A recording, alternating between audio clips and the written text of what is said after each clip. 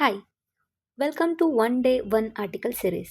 ಇವತ್ತು ನಾವು ವಿಧಿ 18 ಅಂದರೆ ಶೀರ್ಷಿಕೆಗಳ ನಿರ್ಮೂಲನೆಯನ್ನು ಮಾಡ್ತದೆ.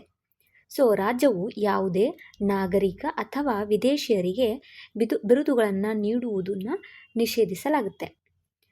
ಇದು ಮಿಲಿಟರಿ ಮತ್ತು ಶೈಕ್ಷಣಿಕ ಬಿರುದುಗಳನ್ನು ಹೊರತುಪಡಿಸಿ.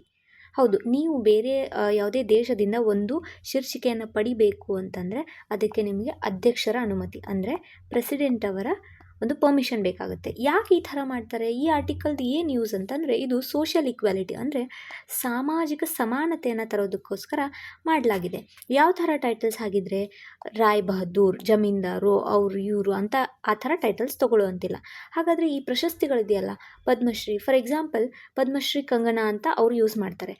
ಆ ಥರ ಎಲ್ಲ ಯೂಸ್ ಮಾಡೋದು ಒಂದು ಟೈಟಲ್ಗೆ ಬರುತ್ತಾ? ಅದು ಆರ್ಟಿಕಲ್ 18. ಇದನ್ನು ನಮ್ಮ ಸುಪ್ರೀಂ ಕೋರ್ಟ್ ಏನಂತ ಕ್ಲಿಯರ್ ಮಾಡಿದೆ ಅಂದರೆ ಇಂತಹ ಪ್ರಶಸ್ತಿಗಳು ಗೌರವಗಳನ್ನು ಶೀರ್ಷಿಕೆಗಳಾಗಿ ಪರಿಗಣಿಸಲಾಗುವುದಿಲ್ಲ ಅಂತ ನಮ್ಮ ಸುಪ್ರೀಂ ಕೋರ್ಟ್ ಏನು ಮಾಡಿದೆ, ಅದನ್ನು ನಮಗೆ ಸ್ಪಷ್ಟಪಡಿಸಿದೆ. ನಿಮಗೆ ಇದು ಆರ್ಟಿಕಲ್ 18 ತಿಳಿದಿದೆ ಅಂತ ಅನ್ಕೋತೀನಿ.